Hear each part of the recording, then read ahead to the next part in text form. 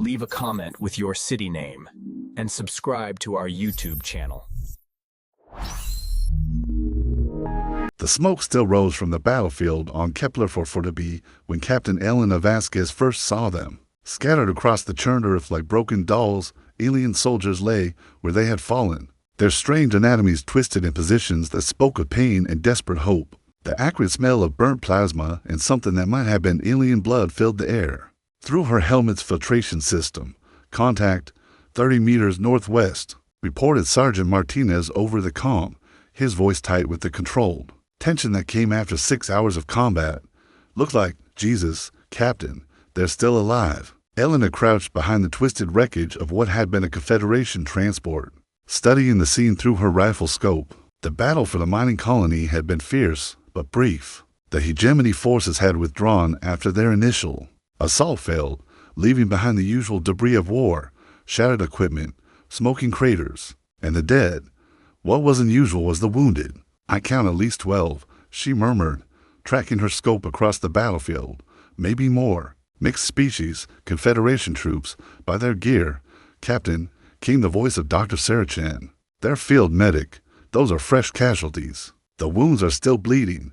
They've been here maybe an hour, maximum. Elena lowered her scope, a cold knot forming in her stomach. The Confederation had withdrawn an hour ago. Their own forces had swept this area twice since then, which meant they left them, she said quietly. Their own people. They just left them. Through the tactical network, she could hear the uncomfortable silence from her team. Staff Sergeant Williams, a 20-year veteran who'd seen action on for different worlds, was the first to speak. That's not possible, ma'am. Military protocol dictates. Military protocol, Elena interrupted, apparently varies. By species, she'd heard rumors, of course. Stories from other units about alien military doctrine that prioritized mission success over individual survival. Tales of wounded soldiers being classified as acceptable losses and left behind to avoid slowing down tactical withdrawals. She dismissed most of it as prejudice or misunderstanding. The evidence was lying 30 meters away, bleeding out on alien soil. Orders, Captain, Martinez asked, though she could hear the tension in his voice. They all knew a human military protocol demanded in this situation. Elena studied the battlefield through her scope again. The wounded aliens were scattered across open ground, completely exposed. Enemy positions were still active in the surrounding hills. A rescue attempt would be dangerous, difficult, and tactically inadvisable. It would also be the right thing to do. Double quotes Dr. Chen, she said quietly. What's your assessment of their condition? From this distance, hard to say for certain, but I could see at least 6 who are moving. Probably savable if we can get to them quickly. The medic's voice carried the professional detachment. That barely concealed her emotional reaction. Captain, they're dying out there. Elena closed her eyes for a moment, running through the tactical calculations. Her orders were clear. Secure the mining colony, establish a defensive perimeter, and wait for reinforcements. Attempting to rescue abandoned enemy wounded wasn't even on the list of authorized activities. Captain Vasquez, came a new voice over the command channel. Colonel Harrison, her superior officer, speaking from the safety of the command post 5 kilometers behind the lines. Sit up on your sector. Sector secure, Colonel. Elena replied automatically. Enemy forces have withdrawn. We're conducting damage assessment. Excellent. Hold position and prepare for Confederation liaison team arrival. They'll be conducting their own assessment in 30 minutes. Elena felt the knot in her stomach tighten.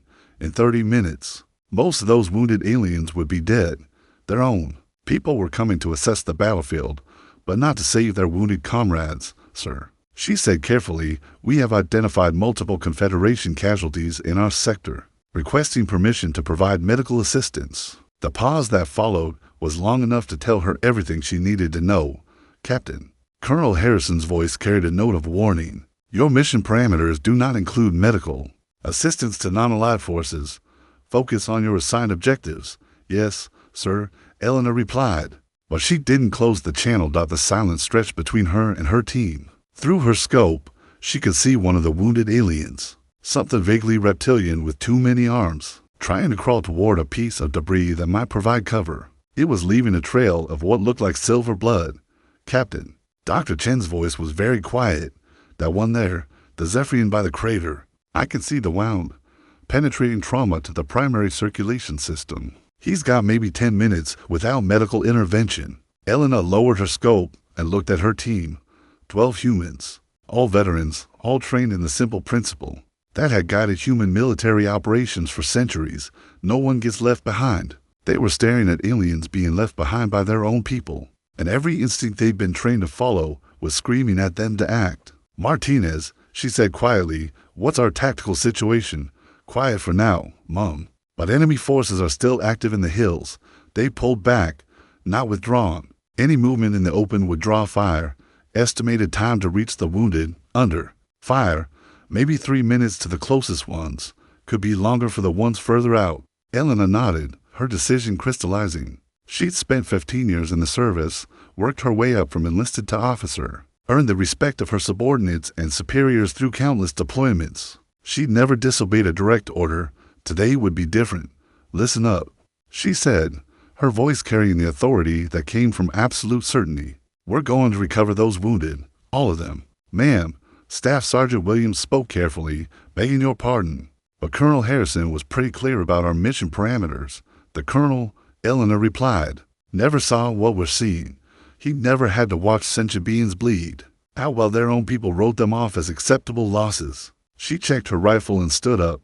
Dr. Chan, what do you need for alien trauma care? Honestly, I'm not sure. Different species, different physiology, but the basics should apply. Stop the bleeding, stabilize circulation, treat for shock. The medic was already checking her supplies. I've got enough human medical gear for maybe 6 casualties. For 12 or more, we improvise. Martinez, I need covering 5 positions. Williams, you're with me on evacuation. The rest of you establish a casualty collection point behind that ridge. Captain, came Colonel Harrison's voice. Over the command channel, your last transmission was unclear. Confirm your current activity. Elena looked at the wounded aliens, at her team, at the moral choice that military protocol hadn't prepared her for. She thought about the oaths she'd taken, both to follow orders and to protect those who couldn't protect themselves. Command, this is Vasquez. We have encountered wounded personnel requiring immediate medical assistance. Initiating rescue operations. Captain, you are ordered to maintain position and await liaison team arrival. Do not engage in unauthorized activities. Eleanor reached up and switched off her command channel. You heard the lady. Martinez called to the team, his voice carrying a grim humor. Unauthorized activities it is. What followed was unlike anything in Eleanor's military experience. The rescue operation was conducted under sporadic enemy fire, with improvised medical procedures and equipment that wasn't designed for alien physiology. Dr. Chen found herself treating species she'd only read about in xenobiology texts, using human medical techniques on anatomies that defied human understanding. The first casualty they reached was the reptilian Zephyrian she'd spotted through the scope. Up close, he was even more alien than she'd expected, scaled skin that shifted from green to blue, forearms ending in manipulator appendages that looked more like tools than hands, and eyes that held an intelligence that was unmistakably sentient. Easy there, Dr. Chen murmured as she knelt beside him, her scanner reading life signs that followed no human pattern. We're here to help. The alien's translator unit crackled with interference, but his words came through clearly enough. Why are you? Because it's what we do, Elena answered, providing cover while Chen worked. We don't leave people behind. But I'm not. Your people, Elena said simply. That's enough. The next hour was a blur of controlled chaos. Human soldiers crawled across open ground under enemy fire to drag wounded aliens to safety. Dr. Chen performed emergency surgery with tools designed for human anatomy on species that had evolved on different worlds under different stars.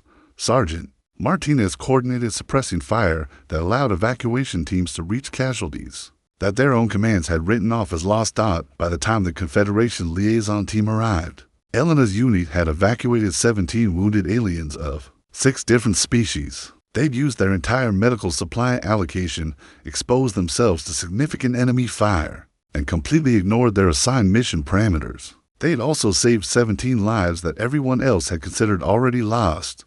Commander Zevkai of the Confederation forces was a Valdorian, tall, elegant, with skin that seemed to shift between silver and gold depending on the light. His species was known for their logical approach to warfare, their efficiency in resource allocation, and their complete lack of what humans would recognize as sentiment.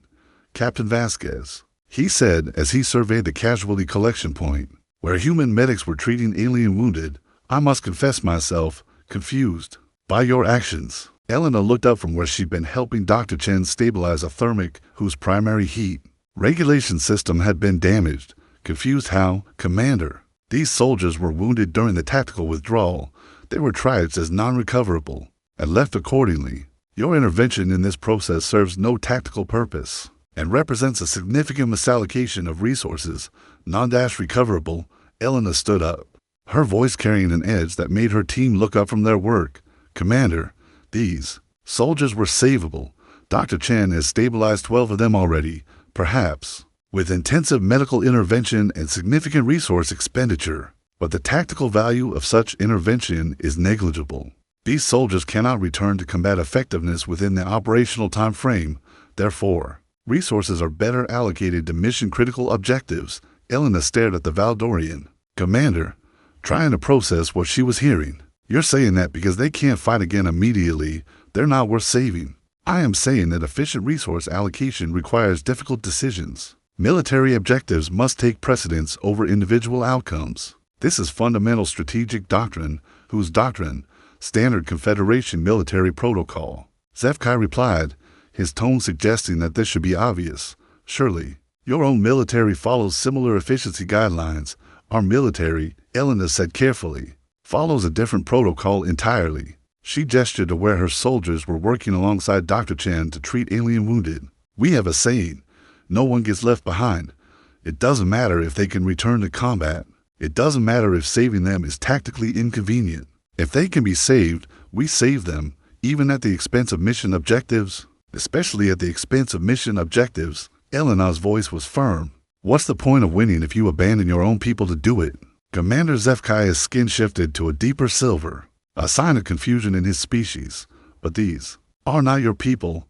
These soldiers serve different commands, different species, different tactical doctrines. Why would you risk human lives and resources for beings who offer no strategic value to your objectives? The question hung in the air between them. Elena looked at the wounded aliens her team had rescued, at Dr. Chen working to save the life of a being whose anatomy she barely understood, at her soldiers risking themselves for people they'd never met and might never see again, because, she said finally, that's what people do for people. The aftermath of Operation Nightingale, as Elena's unauthorized rescue mission came to be known, rippled through the human military command structure like a shockwave.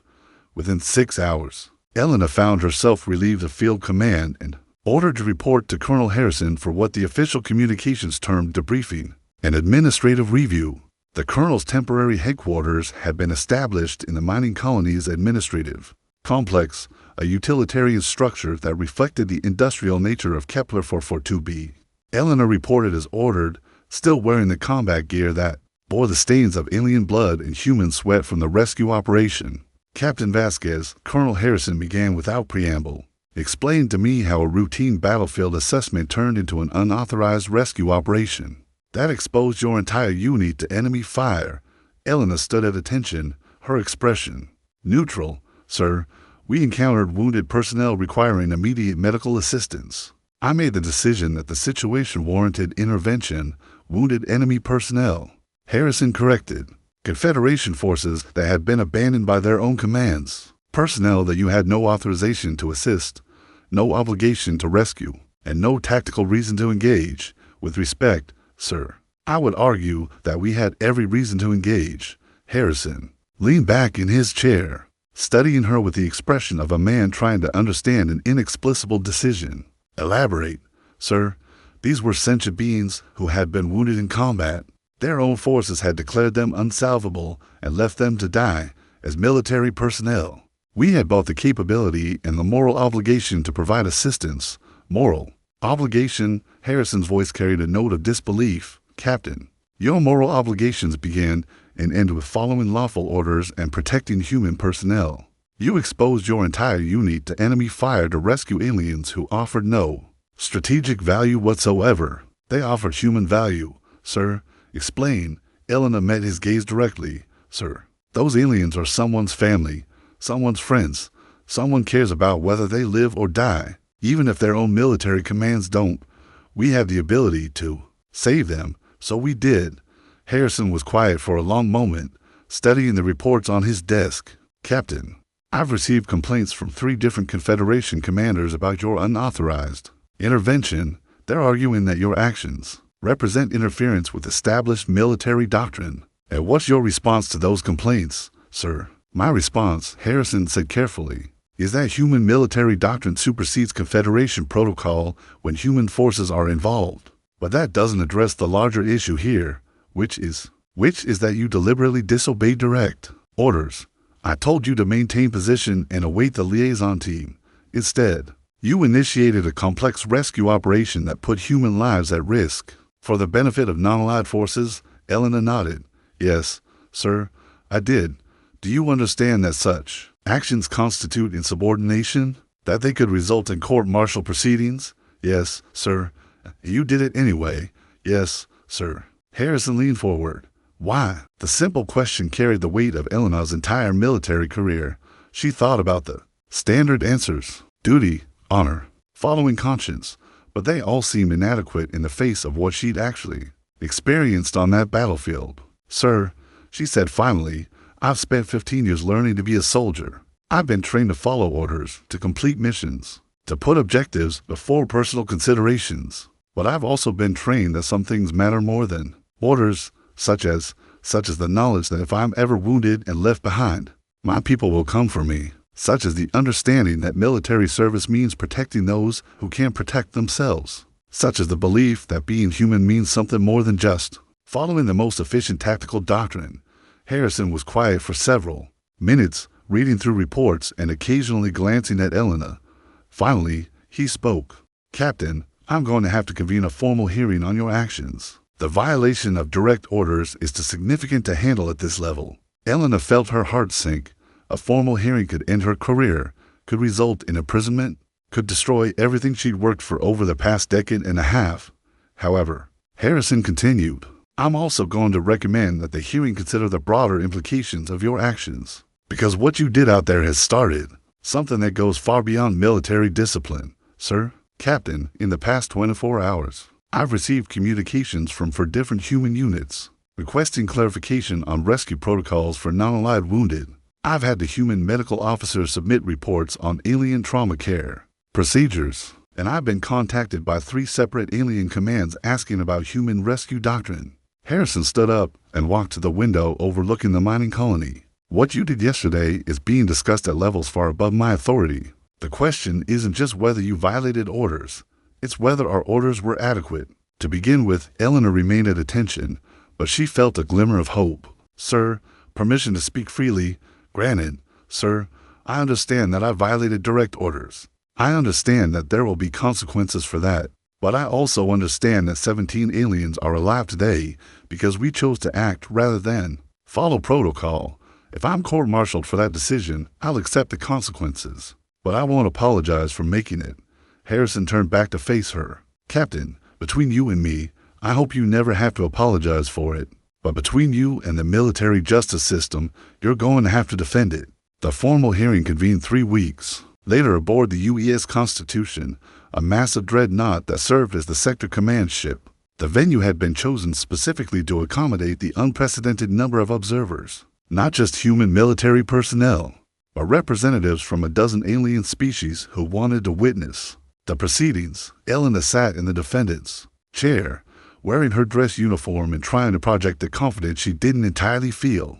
Across from her, the prosecution team was led by Colonel Marcus Webb, a career military liar known for his strict interpretation of regulations and his zero-tolerance approach to insubordination. This case, Webb began in his opening statement, is fundamentally about military discipline.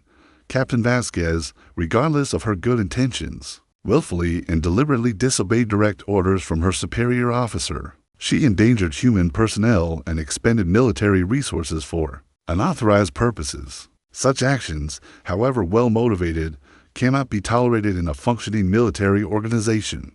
Webb paused, his gaze sweeping the packed hearing room. The defense will attempt to frame this as a moral issue, as a question of human values versus alien efficiency. But this hearing is not about the relative merits of different military doctrines. It is about whether an officer can choose to ignore lawful orders when those orders conflict with her personal beliefs. The prosecution's case was methodical and damning. They presented evidence of Elena's clear violation of orders, the resources expended on the rescue operation, and the risks to which human personnel had been exposed. They called witnesses who testified to the tactical disadvantage of Elena's actions and the precedent that unauthorized operations might set if we allow officers to ignore orders whenever they disagree with them. Webb argued, "We no longer have a military force. We have a collection of individuals making independent decisions based on personal judgment. Such an organization cannot function effectively in combat." The defense, led by Lieutenant Colonel Sarah Martinez, no relation to Elena's sergeant, took a different approach.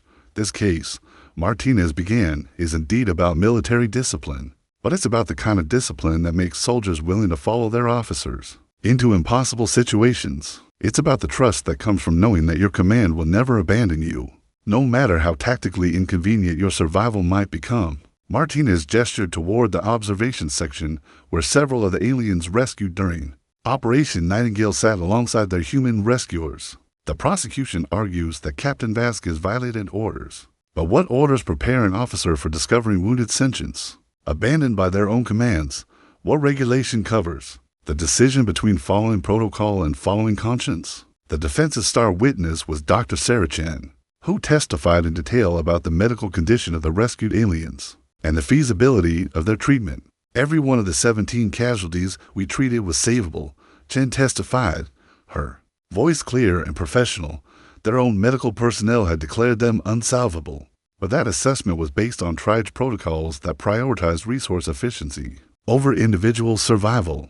Using human medical doctrine, which prioritizes saving every possible life, all 17 could have been saved by their own forces. Dr. Chen, Martinez asked, "In your professional opinion, what was the primary difference between human and Confederation medical protocols in this situation?" The Confederation protocols asked whether it was efficient to save these soldiers. Human protocols asked whether it was possible to save them. When your starting question is different, your conclusion will be different. The most powerful testimony came from an unexpected source. Lieutenant Kexiver, a Zephyrian officer who had been among the rescued wounded, requested permission to address the hearing. The request was granted over the prosecution's objection. Kexiver was a striking figure. His reptilian features bore the scars of his battlefield injuries, and his forearms moved with the careful precision of someone still recovering from trauma. When he spoke, his words carried the weight of personal experience. "Honored humans," he began, his translator rendering his words with mechanical precision. "I speak not as a representative of my government, but as a soldier who was declared expendable by his own command." The hearing room fell completely silent. When I was wounded, my officers made a calculation. They determined that the resources required to evacuate me would exceed my tactical value. This calculation was correct by our military doctrine. I was no longer mission effective. I would require significant medical resources. My evacuation would slow the withdrawal and potentially endanger other personnel. Kexiver paused, his alien features shifting in what humans were learning to recognize as emotional distress. "So they left me, not because they were cruel, but because they were efficient. Not because they didn't care, but because caring was not tactically relevant. I understood this decision. I had made similar decisions about my own soldiers." He turned toward Elena, his eyes alien though they were, clearly focused on her. "Then humans came. They did not ask whether saving me was efficient.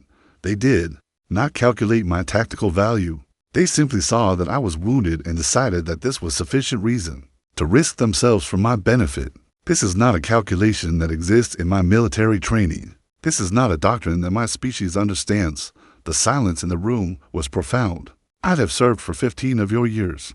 I have followed orders, completed missions, made difficult tactical decisions. But until humans carried me from that battlefield, I had never understood what it means to be valued simply for being alive. I had never experienced what you call loyalty, not to mission, not to efficiency, but to the individual soldier." Kexiver stood straighter. his bearing taking on a formal posture that humans recognized as military attention. Captain Vasquez violated her orders to save my life. Her actions were tactically inefficient, strategically questionable, and completely unauthorized. They were also the most profoundly moral actions I have ever witnessed. If human military discipline produces such violations of orders, then perhaps my species needs to learn this discipline.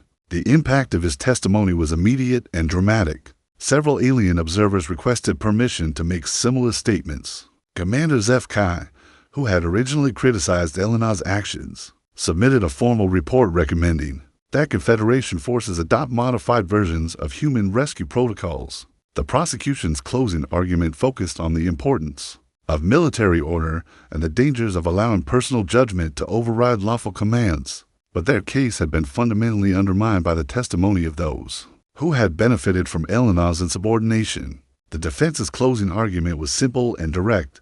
Captain Vasquez stands accused of violating orders to save lives. She is guilty of prioritizing human values over military efficiency. She is guilty of believing that some things matter more than tactical doctrine. If these are crimes, then every one of us should hope to be guilty of them. The hearing board, composed of 3 human flag officers, deliberated for less than 2 hours. Captain Elena Vasquez announced Admiral Reynolds, the board's president. You have been found guilty of violating direct orders in a combat situation. However, this board finds that your actions, while technically insubordinate, were consistent with the highest traditions of human military service and reflected moral courage of the highest order. Elena felt her heart racing as she waited for the sentence. Therefore, this board sentences you to a formal reprimand for violation of orders, which will be entered into your service record. However, this board also recommends you for the Distinguished Service Cross for extraordinary heroism in the rescue of wounded personnel under enemy fire. The hearing room erupted in applause from the observation section, where humans and aliens alike rose to their feet. Elena remained at attention, but she felt tears running down her cheeks. Furthermore, Admiral Reynolds continued, this board recommends that Starfleet Command review current protocols regarding assistance to wounded non-allied personnel. The actions of Captain Vasquez and her unit have demonstrated that human military doctrine may need to evolve to address situations not covered by existing regulations. The consequences of Elena's court-martial extended far beyond her individual case. Within 6 months, the Human Space Command had issued new standing orders regarding wounded non-allied personnel. The Vasquez Protocol, as it came to be known informally, authorized human forces to provide medical assistance to any wounded sentients when such assistance did not compromise critical mission objectives. More significantly, the philosophical implications of the case sparked a galaxy-wide debate about military efficiency versus individual value. Species that had never questioned their abandonment of wounded soldiers began examining their own protocols through the lens of human moral philosophy. Dr. Sarah Chen found herself appointed to a joint human-alien committee tasked with developing cross-species medical protocols. Her work treating alien casualties during Operation Nightingale had provided crucial data on the feasibility of interspecies trauma care. The biggest challenge, she explained to the committee, isn't the technical differences between species, it's the philosophical differences about who deserves to be saved. The committee's work led to the establishment of the Galactic Medical Corps, an organization that provided emergency medical assistance regardless of species or military affiliation.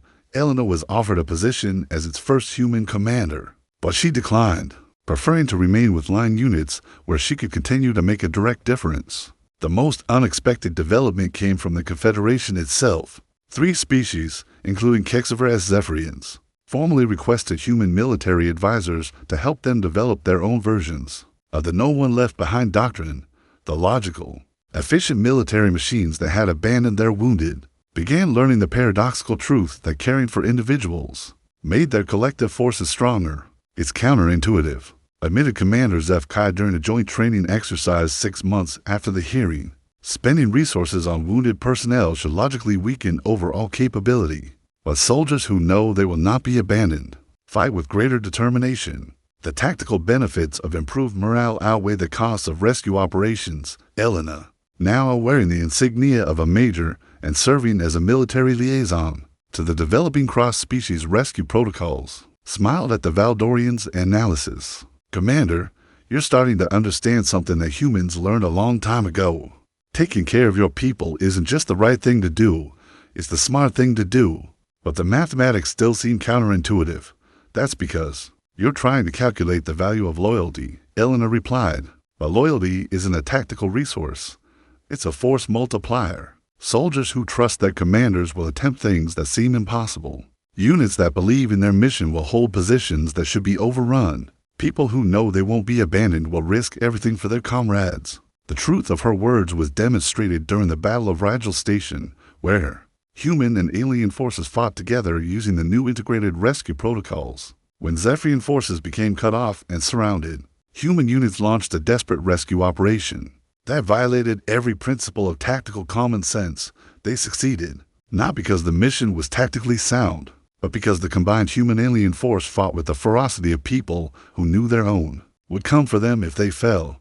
The battle became a landmark case study in military academies across human space, but Elena's favorite analysis came from an unexpected source. Lieutenant Kexiver, now fully recovered and serving as a liaison officer himself, submitted a report that captured the transformation in his own thinking. Human military doctrine, he wrote, operates on a principle that seems inefficient but proves effective, that the primary mission of any military force is not to complete objectives, but to bring its people home.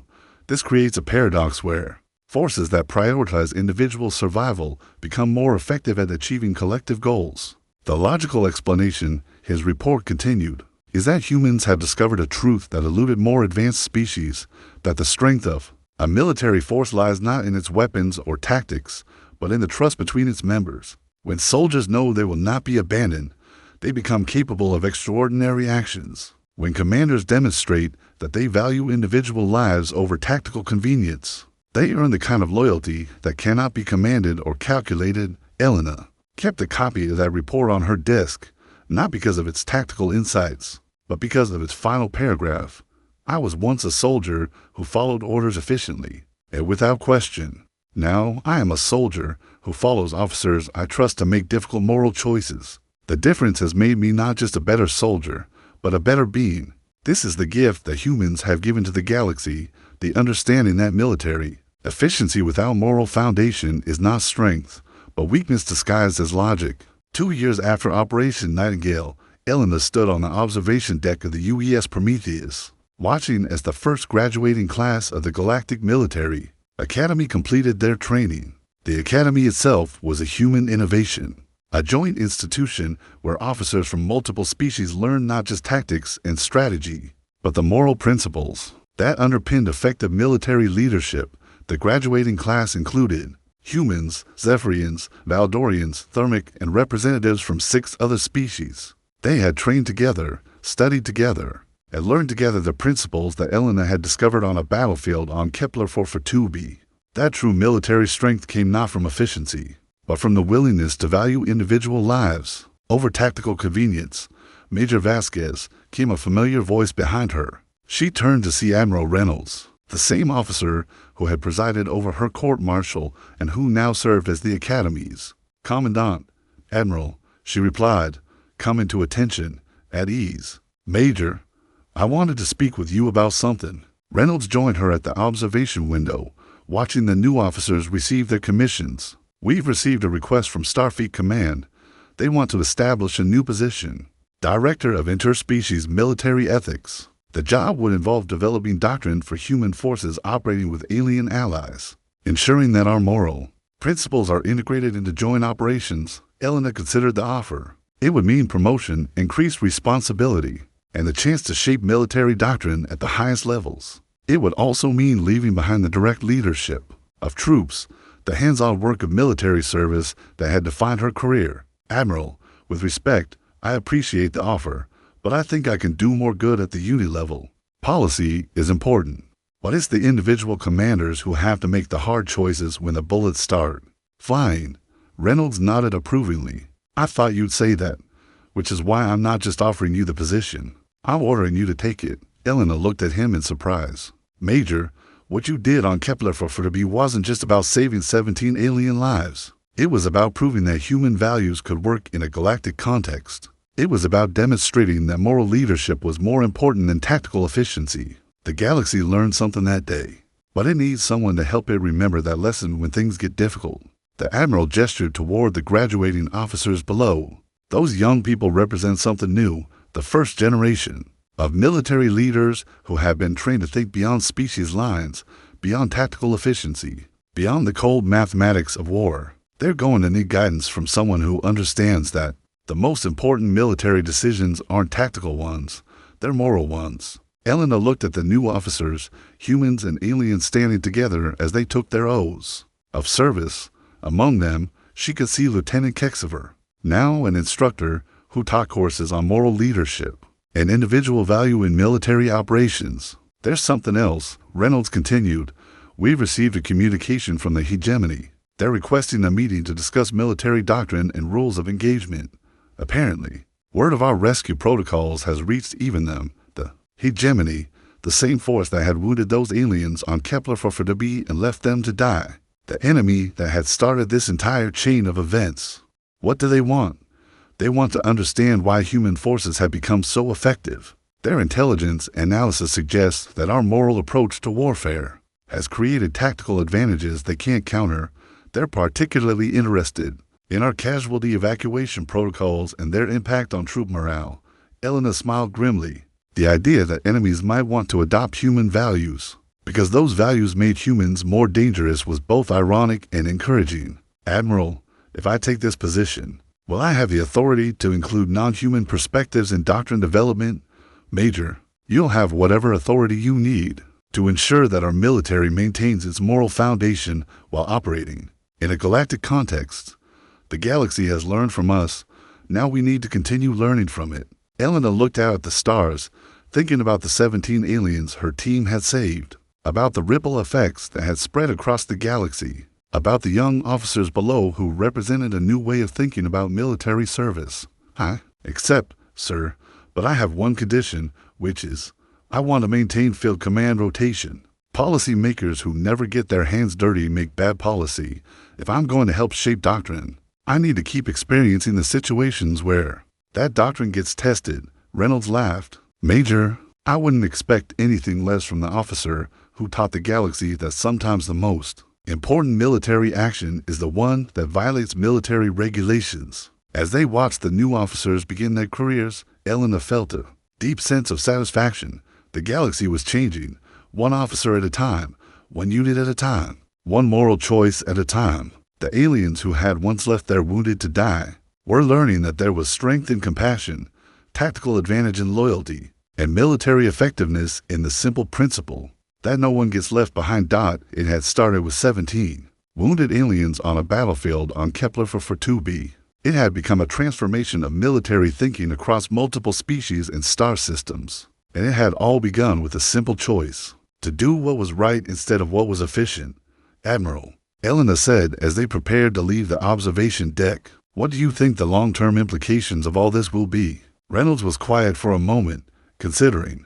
Major, I think we've started something that goes beyond military doctrine. We've shown that moral principles aren't just abstract concepts. They're practical tools that make organizations more effective. We've demonstrated that taking care of individuals strengthens collective capability. And I think that lesson will spread beyond military organizations. When governments start learning that caring for their citizens makes them stronger, when businesses discover that valuing employees improves performance, when societies realize that protecting their most vulnerable members enhances overall stability. Reynolds paused. Well, that's when we'll know that what you did on that battlefield changed more than just military doctrine. It changed the way the galaxy thinks about the relationship between individuals and institutions. Elena nodded, understanding the full scope of what he was suggesting. The principle of no one left behind wasn't just a military doctrine. It was a philosophy about the value of individual life and the strength that came from protecting that value. Major, Reynolds said as they walked toward the Academy's administrative section. There's one more thing you should know. We've received a formal request from the Galactic Council. They want to establish a committee on interspecies ethics. They've specifically requested human leadership. What kind of ethics? Everything.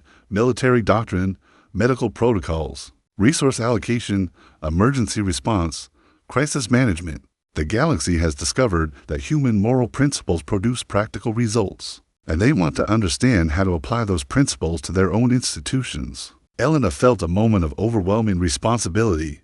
2 years ago, she had been a company commander making split-second decisions on a battlefield.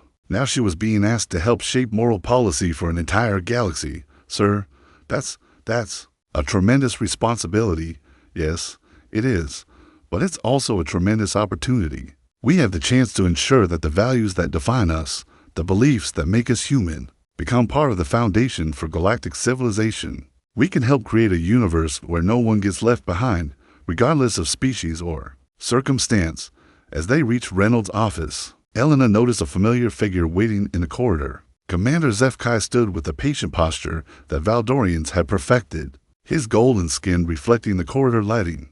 "Commander," Elena greeted him. "What brings you to the academy?"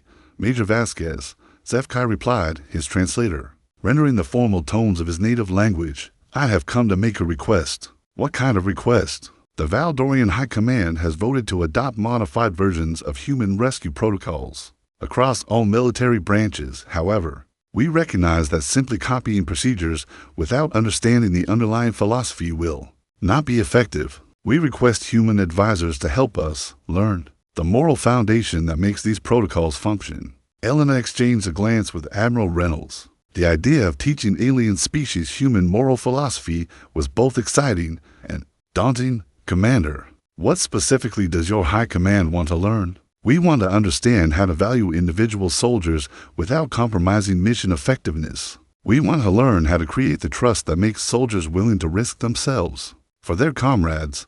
We want to discover how moral principles can become force multipliers rather than tactical limitations." HFY paused, his skin shifting to the deeper gold that indicated serious thought among his species. "Major, we have studied human military effectiveness extensively. Our analysis indicates that human forces perform approximately 30% better than predicted by standard tactical models. This improvement appears to correlate directly with implementation of individual-focused policies. We want to understand the mechanism by which moral choices produce tactical advantages." "It's not really a mechanism," Elena replied. "It's more like a foundation. When soldiers know their leaders value them as individuals, they become willing to attempt things that seem impossible. When people trust that they won't be abandoned, they take risks they wouldn't otherwise take. When everyone understands that individual life has inherent value, the whole organization becomes stronger." "But how do we measure this? How do we quantify the tactical value of moral principles?" Elena smiled. "Commander, you're still thinking like a Valdorian. You're trying to calculate the efficiency of caring about people. But caring isn't efficient. It's effective. There's a difference." "Explain this difference." "Efficiency is about achieving maximum output with minimum input. Effectiveness is about achieving the right output regardless of input. Sometimes the most effective choice is the least efficient one." Reynolds stepped forward. "Commander HFY, what Major Vasquez is explaining is that human military doctrine operates on principles that can't be reduced to mathematical formulas. The strength of our approach comes precisely from the fact that it prioritizes unmeasurable values like loyalty, trust, and individual worth." HFY's skin shifted through several shades of gold as he processed this concept. "You are saying that the effectiveness of human moral principles comes from their resistance to quantification?" "Exactly," Elena replied. "The moment you try to calculate the tactical value of loyalty, you've missed the point of loyalty. The moment you try to measure the efficiency of compassion, you've stopped being compassionate. This is conceptually challenging for my species, which is exactly why you need human advisors." Reynolds pointed out, "Not to teach you our specific procedures, but to help you understand the thinking behind those procedures." Over the following hour, Elena found herself outlining what would become the curriculum for the galaxy's first interspecies ethics program. The courses would cover not just military doctrine, but the fundamental human beliefs about individual value, collective responsibility, and moral leadership that made those doctrines effective. "The hardest part," she explained to HFY, "won't be learning the procedures. It'll be learning to trust that doing the right thing will produce the right results, even when you can't prove it mathematically. And if the moral choice leads to tactical failure, then you accept the tactical failure and maintain your moral foundation, because in the long run, Organizations that compromise their values for short-term tactical advantage always fail. Organizations that maintain their values despite short-term costs always get stronger. HFY was quiet for several minutes, his skin cycling through shades that Elena had learned to interpret as deep contemplation. Finally, he spoke. Major Vasquez, I have a confession to make. When I first observed your rescue of wounded personnel, I believed you were demonstrating human weakness. I thought that your inability to make efficient tactical decisions would prove to be a critical vulnerability, and now I understand that what I interpreted as weakness was actually a strength. I couldn't recognize your willingness to risk tactical advantage for moral principle-created advantages. I couldn't calculate your refusal to abandon individuals generated loyalty I couldn't measure. Your inefficient compassion produced effective results that defied my understanding. Elena felt a moment of profound satisfaction. This was exactly the kind of understanding that needed to spread throughout the galaxy. Not just the adoption of human procedures, but the comprehension of human principles. Commander, there's something else you need to understand. The principles we're talking about aren't specifically human. They're moral truths that humans happen to discover earlier than other species. Compassion, loyalty, individual worth. These concepts can work for any species willing to embrace them. You believe that Valdorians can learn to think like humans? I believe that Valdorians can learn to think like moral beings. The specific implementation might be different from human approaches, but the underlying principles are universal. Reynolds stood up, signaling the end of the informal discussion. Commander HFY, I think we have the framework for a comprehensive ethics exchange program. Major Vasquez will be heading our new interspecies doctrine development office, and I believe she'd be an excellent choice to lead the advisory program you're requesting. I would be honored to work with Major Vasquez, HFY replied formally, but I have one additional request, which is, I would like to request a posting that allows me to observe human military operations directly. One want to see how these moral principles function in actual combat situations, not just in theoretical discussion. Elena looked at Reynolds, who nodded his approval.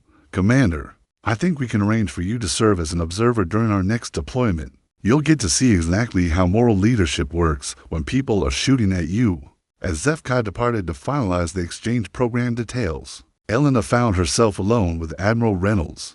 The scope of what they were discussing was beginning to sink in. Admiral, we're talking about fundamentally changing how the galaxy thinks about military service, individual rights, and moral responsibility. That's enormous. Yes, it is. But it's also necessary. Major, what you discovered on Kepler for B wasn't just a better way to conduct rescue operations. It was proof that moral principles can be practical tools. The galaxy needs to learn that lesson, because the alternative is a civilization built on the kind of efficiency that abandons wounded soldiers to die. Elena thought about the 17 aliens her team had saved, about Lieutenant Kexaver's testimony at her court-martial, about the young officers she'd just watched graduate from the academy. Each represented a small victory for the principle that individual life had inherent value, that moral choices produce practical results, that doing the right thing was also the smart thing. Sir, when I made the decision to rescue those wounded aliens, I thought I was risking my career for a simple moral principle I never imagined it would lead to. All this, Major, that's exactly why it led to all this. You made a moral choice. Without calculating its strategic implications, you did what was right because it was right, not because it was advantageous. That kind of moral clarity is exactly what the galaxy needs to learn. Reynolds walked to his window, looking out at the academy grounds where human and alien students were training together. The universe is full of species that can calculate tactical advantages, optimize resource allocation, and maximize efficiency. But humans are apparently the only species that consistently chooses moral principle over practical advantage. That makes us different, and that difference is what the galaxy needs. And if we're wrong, if moral leadership doesn't always produce better results, then we fail morally, which is better than succeeding immorally. But Major, I don't think we're wrong. I think what you proved on that battlefield is something the galaxy is just beginning to understand. That organizations built on moral foundations are stronger than organizations built on pure efficiency. Elena nodded, accepting the weight of responsibility that came with her new position. She would be helping to shape not just military doctrine, but the moral framework for galactic civilization. It was a task that seemed impossible, but it was also a task that aligned perfectly with the principles that had guided her throughout her career. Admiral, I accept the position, but I want to establish one principle from the beginning. We're not trying to make other species think like humans. We're trying to help them discover their own ways of implementing universal moral principles. Agreed. The goal isn't human supremacy, it's moral leadership. And if species reject our approaches, if they decide that efficiency is more important than individual value, then they make that choice and they live with the consequences. But I suspect that once species experience the practical benefits of moral leadership, they'll find it hard to go back to pure efficiency. As Elena prepared to leave Reynolds' office and begin her new role, she felt a deep sense of purpose. The galaxy was changing, one decision at a time, one policy at a time, one moral choice at a time. The principle of no one left behind was spreading beyond human military forces to alien commands, beyond military organizations to civilian institutions, beyond individual species to galactic civilization itself. It had started with 17 wounded aliens on a battlefield on Kepler for 2b. It was becoming a transformation of how the galaxy understood the relationship between moral principles and practical results. And it was all based on the simple idea that individual life had inherent value, that moral choices produced strength rather than weakness, and that the most important military decision was often the one that seemed to violate military logic. Elena walked through the academy corridors, past classrooms where human and alien officers were learning together, past training facilities where different species were discovering common moral ground, past research centers where the practical implications of ethical leadership were being studied and codified. She stopped at one particular classroom where Lieutenant Kexaver was teaching a course on moral decision-making in combat situations. Through the window, she could see him addressing a mixed class of human and alien students, his scarred features animated as he described the psychological impact of abandonment versus rescue. The question, she heard him saying through the door, is not whether moral choices are tactically optimal. The question is whether you can build an effective military organization on any foundation other than moral choice. The answer, as humans have demonstrated, is that moral foundation creates tactical advantages that cannot be achieved through efficiency alone. One of the students, a young human ensign, raised her hand. Sir, but what if the moral choice leads to mission failure?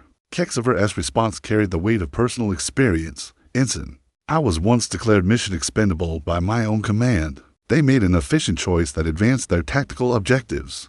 But that efficient choice also taught every soldier in my unit that their own survival was contingent on their tactical value. He paused, his alien features shifting in what Elena had learned to recognize as profound emotion. When humans chose to risk their mission to save my life, they demonstrated a different principle, that individual value transcends tactical consideration.